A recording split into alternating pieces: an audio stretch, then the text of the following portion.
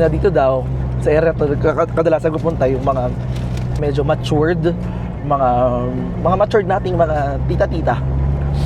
Na-confirm yung iniisip ko dati na parang pupunta talaga dito karamihan para maghanap ng mapapangasawa. Alam ko marami nag-comment sa inyo ng ubo si Babu. And kami syempre na-stress na din at pina-check up na namin si Babu at nilagnat pa kasi siya. Worried kami na baka masisi pa kami dahil nag-hotel kami. Imbis na makabuti yung pag-hotel namin, baka bumalik sa amin yung ginawa namin at kami pa yung masisi.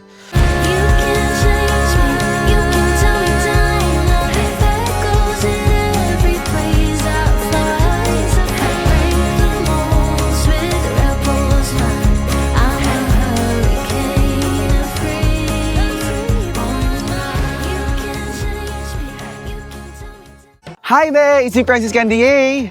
And Kay Toretto. Samahan nyo kami dahil magta-travel kami together ni Kay Toretto sa Pakistan! And we need joiners. No more planning and less hassle kasi kami na ang bahala sa itinerary nyo Kami nang bahala sa'yo. We know how to navigate and interact with the locals. and we are here to make it fun, memorable, and smooth for you! We designed this trip para sa mga gustong makasamang makatravel kami. At ma-explore at ma-experience ang beauty and culture ng Pakistan. Pwedeng sumama ang group of friends, solo travelers, lovers, or partners. Huy! Mag-message na dali at limited slots lang ang makakasama namin ni Francis Candier Tara na! Travel with me, Francis Candier! and Kay Toretto. Let's explore the magic of Pakistan.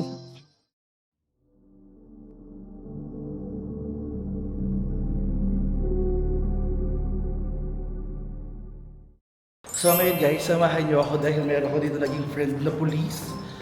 And I think andito na siya. I just don't know where. Masa ba siya?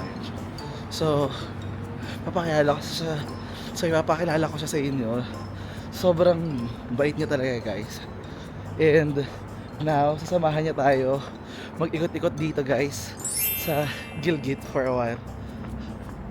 This is him. Hi brother, how are you? How are you? I'm good. Yeah. So yeah, can I introduce you to my video? Huh? So guys, this is our Iqbal Shahi. He's a police here in Gilgit-Baltistan. Yes. Nice meeting you, brother. Thank you.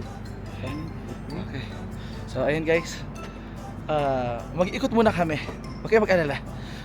Trabaho lang.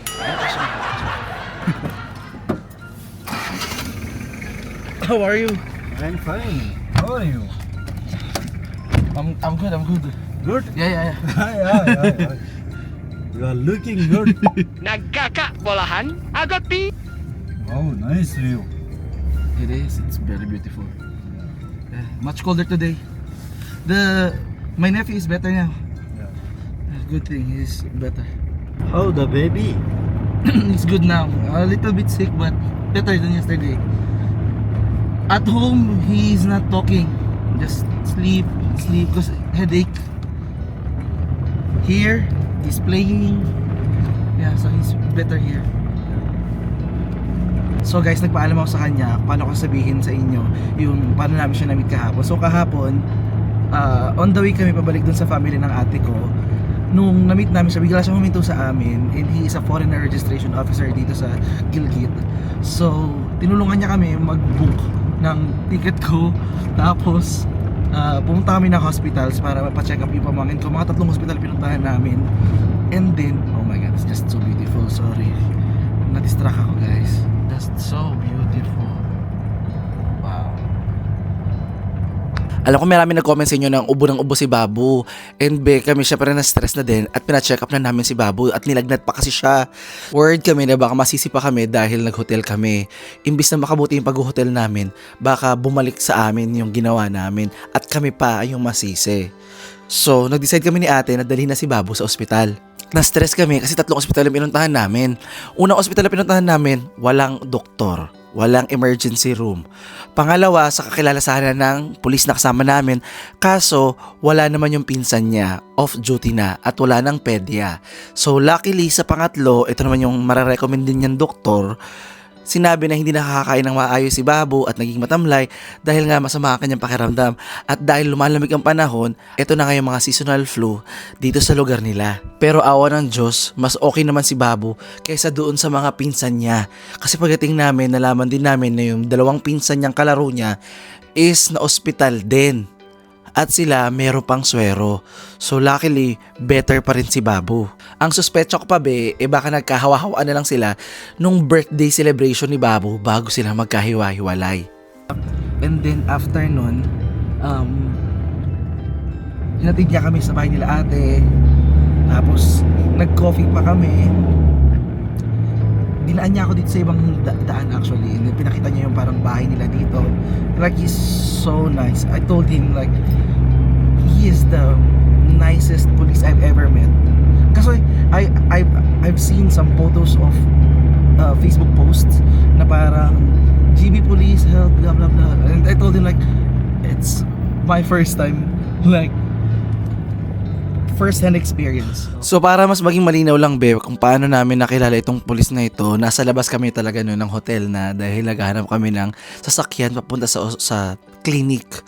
Tapos bigla siyang huminto. Tapos akala namin ihahatid niya lang ako para bumili ng bus ticket muna. Tapos ibababa na kami doon sa may clinic.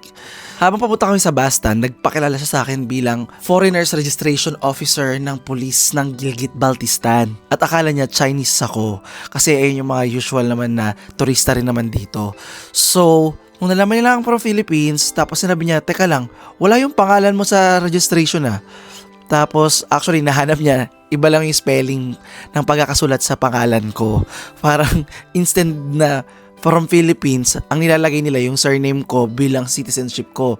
Na imbis Filipino, nilalagay nila Canadian dahil Candia. Tapos ayun na, nagkakwentuhan na kami. Pinakita niya naman sa akin yung ID niya na police talaga siya.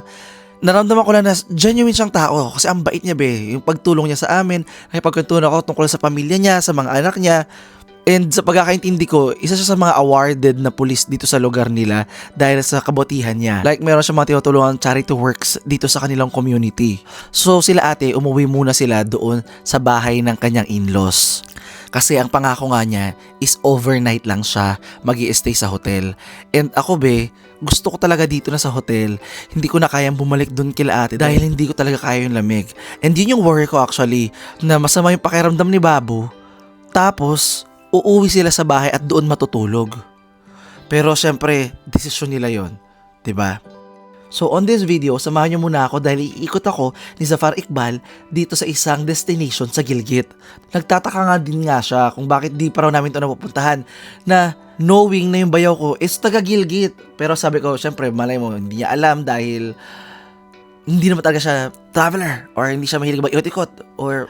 Pero natanong ko sa bayaw ko, ang laging sagot ng bayaw ko, road closed, delikado, it's closed. Laging ganun. So ayan guys, meron silang simbahan dito. Tong area na to pala dinadaanan namin ngayon is part ng mga karamihan is mga Christian daw. So dito kasi halo-halo, syempre merong maraming mga Muslim din talaga. At meron pang iba't ibang uri ng Muslim like doon sa bayaw ko. Sila mga Ismaili naman sila. Tapos dito naman mga Christian. Safest place for all religions. Oh yes. So diverse that everyone's here.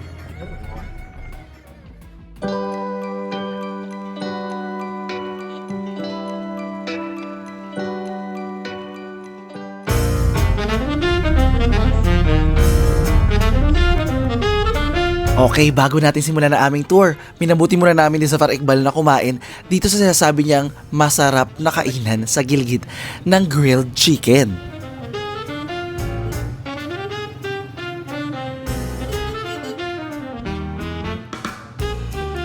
So ngayon guys, andito tayo sa isang chicken restaurant.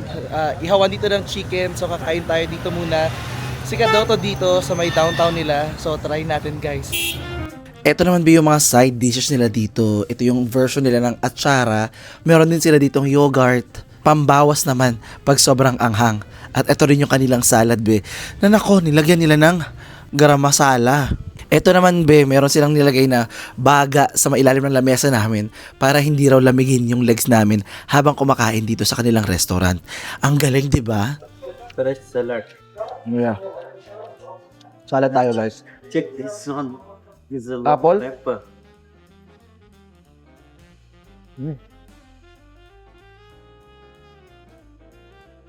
Try natin to, guys. Ano lang? Okay. Oh. Very spicy.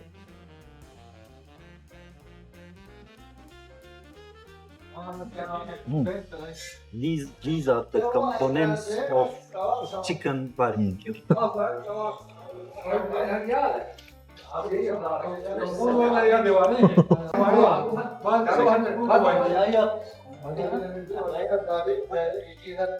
Yes.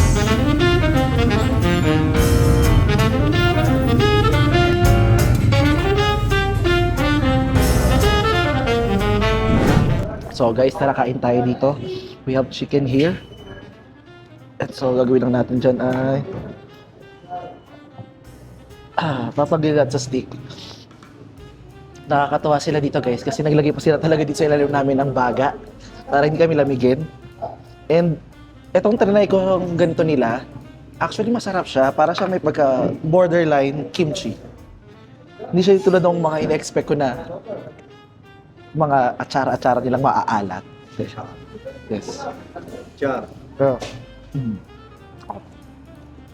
In my language also, achar.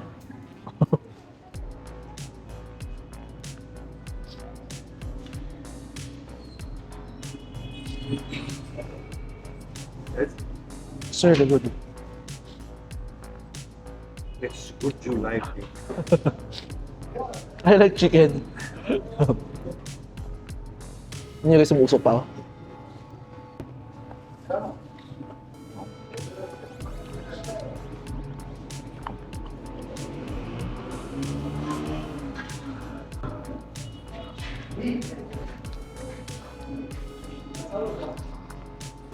Wow.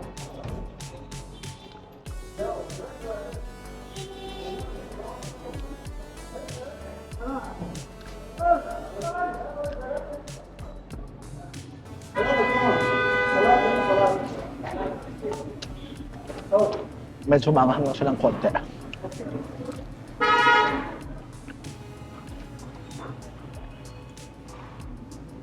Kumbaga dyan siya ng maraming spices, parang mga peri-peri powder, parang ganun. This is not spicy for you? Just good. It is best for digestion. Okay. That's why.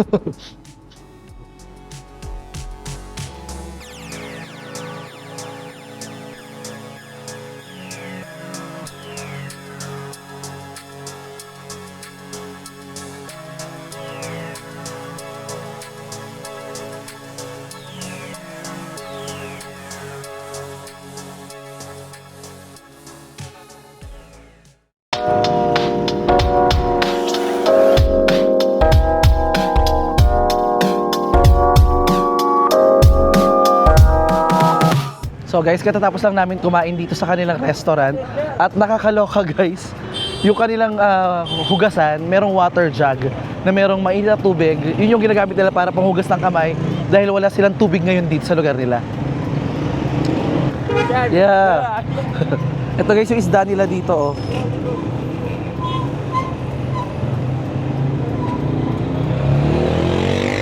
Mr. Wonderful.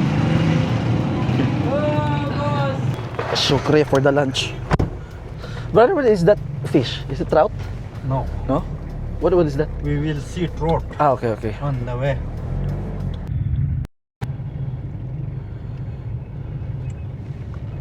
So ito naman guys, yung yung kanilang old bazaar dito. Kung naalala nyo, nag-vlog na din kami dito nila ate before. Pero nung bumili kami nun ng regalo bumili kami ng damit para sa in-laws niya. Tsaka nung unang-unang kinasal si ate, dito kami bumili nung kanyang wedding gown sa area na to. Ayan guys, oh. Makikita nyo, oh. May mga damit talaga din sila dito, mga ukay-ukay din talaga.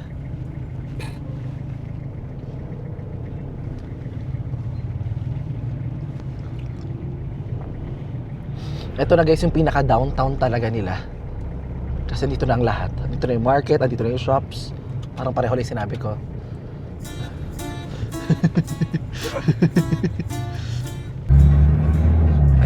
Ma'am, okay. Ayan guys, makikita nyo. Sobrang foggy ng lugar. So mix na yun ng fog at saka yung bawat bahay dito. Tapos parang almost bahay pa dito is meron silang mga apuyan. So nagagatong sila dun para uminit yung bahay nila. Kaya lahat ng usok na yan, nag-ambagan sila dyan. Lahat ng bahay dito. Swerte yung meron, yung wala, kawawa. Actually, itong dinadaanan namin, ito na yung papunta sa Gizer, sa Yasin, yung kung saan nakatara si Mr. Right. Nakwento ko na nga sa kanya. Sa kapalitan mo na siya. Joke lang. I just want water. What? Water. Water, it's normal water. Yeah, just normal water. So, huminto muna kami dito guys para bumili. Sabi ko, alam ko na gagawin mo, bibilan mo ako. So, inunahan ko na siya.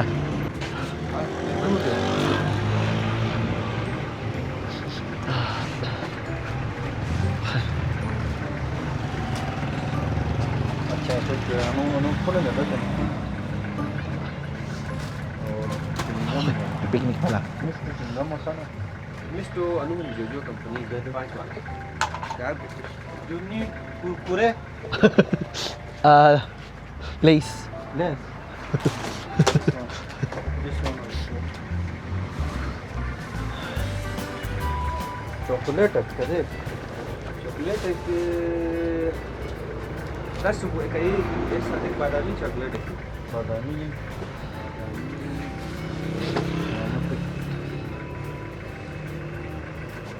दो अच्छा ये ना खाते मसला नहीं ना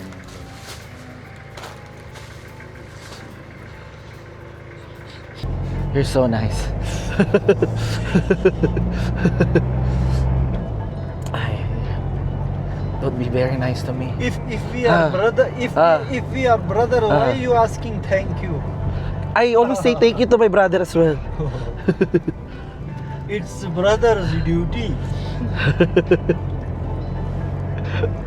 check this one, this is local made. Which one? Corn. Is it popcorn? This is corn made. So, try natin to guys. It's like popcorn.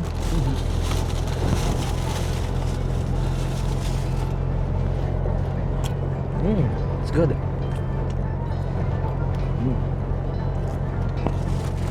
It's sweet.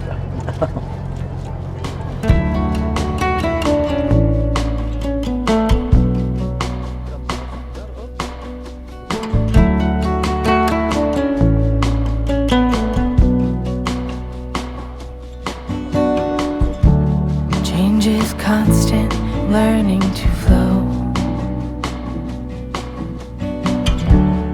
All the unknown, lemons thrown.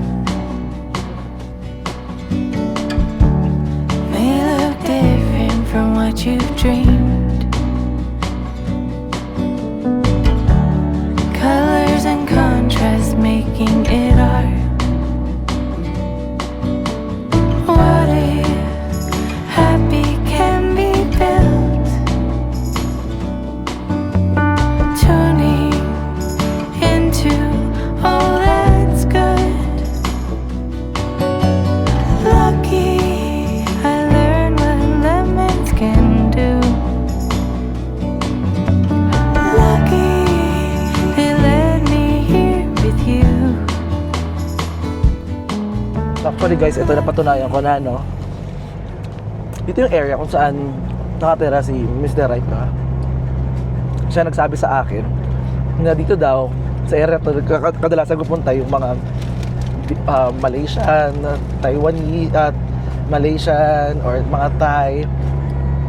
Una pilgrim. Pangalawa, dito sila naghahanap ng mga mapapangasawa. Lalo na yung mga medyo matured, mga matured nating mga tita-tita. Ito nung napangasawa ni Mr. Right, yung babae parang nasa 50 plus na ata yung dati. Eh si Mr. Right, ilang taon lang kami noon, 'di ba? Parang 22 siya, 23 ako, 24. Sa ganun, tapos yung nakabunot sa kanya dito is parang excuse me, parang pa 50 na. Kaya sinasabihan niya ako na ang goal ko ba dito ba ay maghanap din ng bata at magjowa din at maghanap ng mga papangasawa. Sabi ko, not really. Pero nagulat lang ako kasi parang na-confirm yung iniisip ko dati na parang pupunta talaga dito karamihan para maghanap ng mapapangasawa. So, hindi naman yun yung goal ng tourism natin dito, no? Pero if you like them, it's so di mo ang puso mo, be. Marami namang mabait sa kanila talaga. Tapos pogi pa sila. Kailangan mo na lang siguro intindihin yung kultura nila.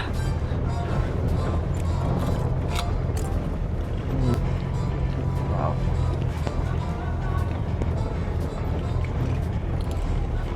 So, be, ito na yung daanan papunta doon kay Buddha. So, ito yung natawag nila dito na Karga Buddha. Medyo mahirap yung kalsada.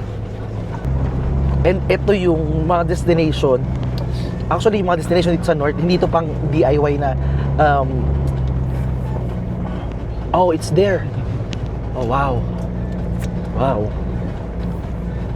Yung mga destination dito sa northern areas ng Pakistan, hindi talaga ito pang DIY na. Ito yung kailangan meron talagang tour company na mag-iikot sa'yo dito.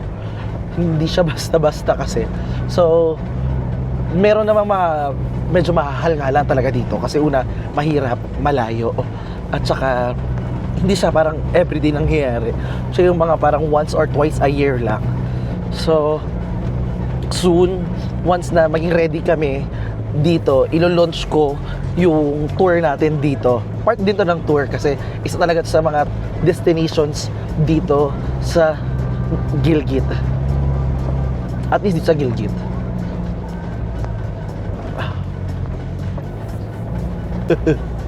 This is the view. Our destination. We reached at our destination. Yeah.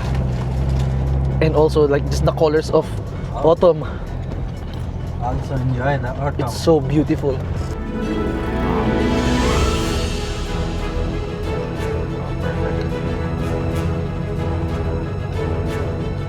Tingnan nyo guys yung sa ano, nag-yellow na It's ice.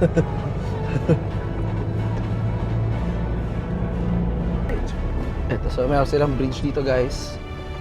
Ayan. Wow.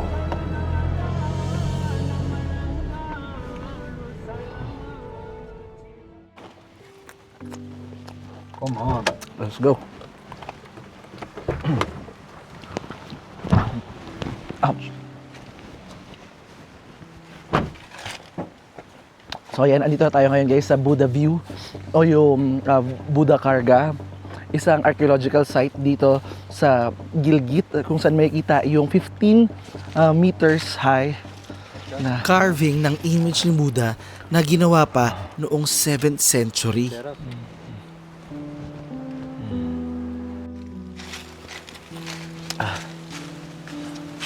Wow. Sobrang ganda ng lugar guys. Just look at the color of the leaves. Wow. So, dito na tayo ngayon, be, sa may Karga Buddha dito sa Gilgit. And makikita nyo doon sa taas, andoon yung carving ni Buddha.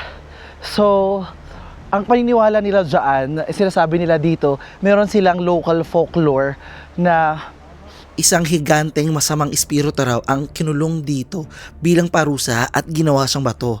At nakaligtas naman ito mula sa pagkasira nung sinakop sila ng mga Muslim dahil sinasabi nila na pag sinira nila ito ay mapapakawalan ang espiritong nakakulong dito. ay nakakatawa pa dito guys. Una, maganda na yung weather kasi dahil malamig, no? Tapos, ang ganda ng area nila dito dahil pwede siyang parang picnic area. Sabi ko nga be, sa ibang mga lumang videos ko, itong Pakistan kasi historically is malaking part talaga sila ng Buddhism. Kasi nung 1st century BC, I think, basta mga ganun, at that time, ang pangunahing religion ng mundo is Buddhism. Especially sa Central Asia. Pero yung style ng carving nito is hindi na Gandhara. Katulad nung sa Swat. Ito is more on, ano pangalan? So ang tawag nila dito actually is Chamba style. Hindi ko rin alam yung Chamba style lang. Siguro yung itsura ni Buddha. So, I think yung mga itsura ng Buddha na makikita nyo doon sa Cambodia. So, ito guys, yung mga kasama ko dito.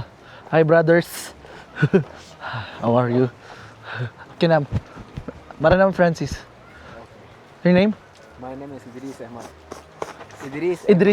Idris. Yeah. He's a local Yeah. boy. Okay. Here.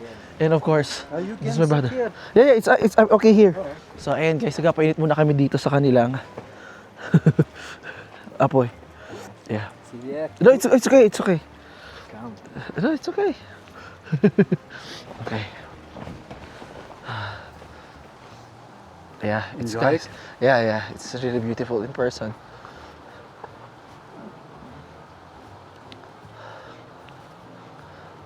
It's actually like the style of the Buddha in Cambodia. You can imagine how the old people Did that? How they make that? secret this one. Yeah. You can see the upper side is this type of. And then it's different. He saved this one from rain. Oh.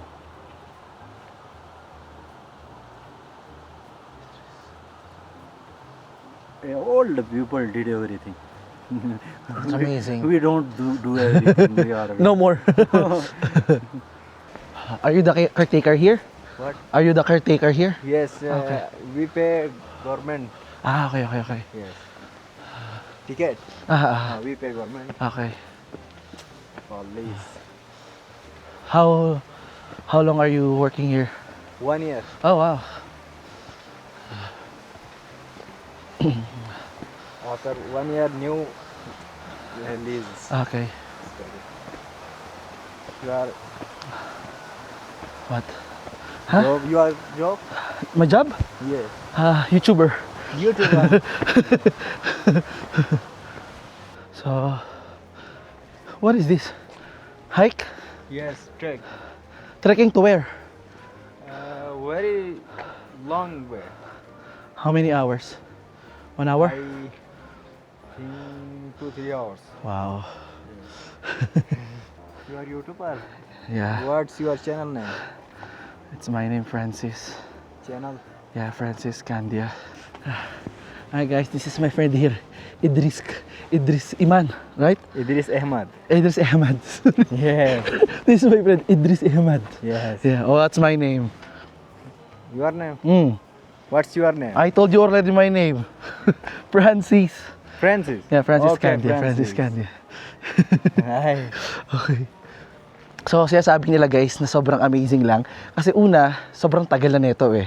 Tinayo ito noong 7th century I think. And ngayon, andito pa rin siya. Tapos kung makikita nyo yung formation ng bato, lahat sila is puro pa ganon. Di ba, nakapaganyan. Tapos, sa side ni Buddha, hindi na nakapapaganon. Medyo smooth din na yung bato. Kaya medyo na-carve na nila doon si Buddha. So, amazing lang. During summer, mas maraming turista yung nagpupunta dito, especially yung mga Buddhist, as part of their pilgrim. Yeah. Quick tour lang yung ginawa namin dito, be. As in, dumaan lang kami para ipakita sa akin ni Zafar Iqbal itong lugar na ito. Tapos, dumaan naman kami sa isdaan nila dito ng trout fish.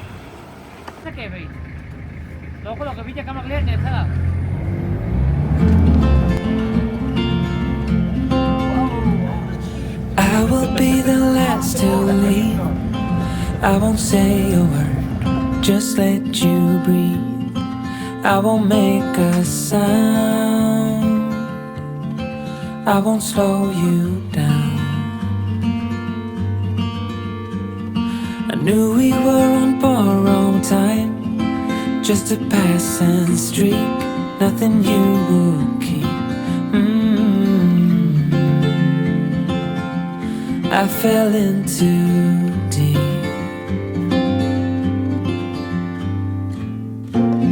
And as far as at least how I remember, we were leaving in September, when red and gold paint paint the sky. And as far as I thought, maybe I pretended. Oh, I wish it never ended. I held on with all Let's go. my might. You want me to go? Okay. Kanya ako dadalhin guys. Dito tayo sa kuweba. Okay. So, naturally, malamig dito. Malamig na mga lugar. Tapos malamig pa sa loob ng kuweba. I'm like a Chinese miner now. So, be, dito na tayo sa loob naman ng isang trout fish farm dito sa may Carga Valley. Assalamualaikum. Kumahay tayo sa brother. Kaya tignan ako. Aso. Is it for eating? The first experience in Gilgit-Baltistan. Nagsisipuntahan sila guys sa side doon sila because we're walking. Maybe they know that when people walk here, they will become fish tika. Wow. Ah, it's jumping! Whoa! Naku, kung kasama namin talaga dito si Babo, matutuwa yun, mag-enjoy sa mga isda. Oh, mix! So itong probinsya ng Gilgit-Baltistan is kilala talaga dito sa kanilang mga trout fish. And itong trout fish na to, namubuhay lang sila sa tubig na malinis at malamig. Ganoon sila kaarte. Pag hindi malinis at malamig, namamatay sila. Hindi nagtagal ay umalis rin kami ni Sir Iqbal dito dahil pinagbigyan lang kami ng mga bantay na pulis dahil pasara na sila. Ngayong gabi ako lang mag-isa sa hotel at bukas ang huling pagkasama namin nila ate. Actually, gusto pa nga ni Sir Iqbal din ako sa ibang lugar kaso inilalaan ko na yung araw ko bukas para makasama sila ate para sa aking huling araw dito sa Gilgit. At pagkadating doon, maghahanda na ako sa aking flight palabas ng Pakistan. Office. Just cut one of them and eat the mutton. Yeah. Muton karay. Mutton karay. Ang dami nila guys. Wow.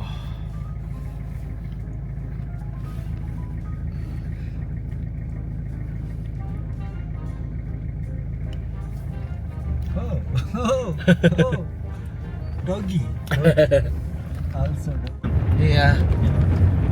Too much Yeah, that's why they gastric. like the trout fish. That's trout fish? Trout fish. That's why. Another dinner. Cute baby.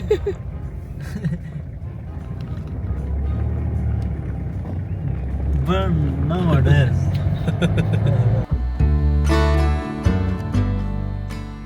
Sa Mahaube, itong araw na ito ay hindi lang naman para mag-ikot ako dito mag-isa sa Gilgit, kundi para magkaroon ako ng another friend dito sa Gilgit na matatakbuhan din namin sa oras ng pangangailangan. Minsan talaga binaniniwala ako na ang strangers pa ang makakatulong sa atin. Minsan sila pa yung mas makakaintindi sa pangangailangan natin. Kaya naman sobra-sobra yung pasasalamat ko na nakilala ko tong si Sir Iqbal dahil trinato niya ako bilang kapatid. Trinit niya ako ng pagkain, sinundo niya ako, inikot niya ako sa lugar. At nararamdaman ko na super genuine siya at tunay na maasahan siya. Walang kapalit kundi genuine lang na pag-aalala at genuine na malasakit. Ngayon pa sa ganitong sitwasyon na iiwan ko ang ate ko, I am thankful na kahit paano may matatawag akong parang brother ko pa dito sa Gilgit.